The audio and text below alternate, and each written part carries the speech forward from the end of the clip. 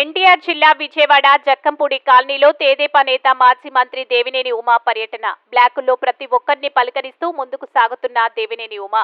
జనసంద్రమైన Jakkampudi colony. పెద్ద ఎత్తున తరలివచ్చిన మహిళలు, పార్టీ శ్రేణులు. జోహార్ ఎన్టీఆర్, టీడీపీ, చంద్రబాబు, దేవినేని ఉమాల నాయకత్వం వర్ధిల్లాలి అంటూ పెద్ద ఎత్తున నినాదాలు.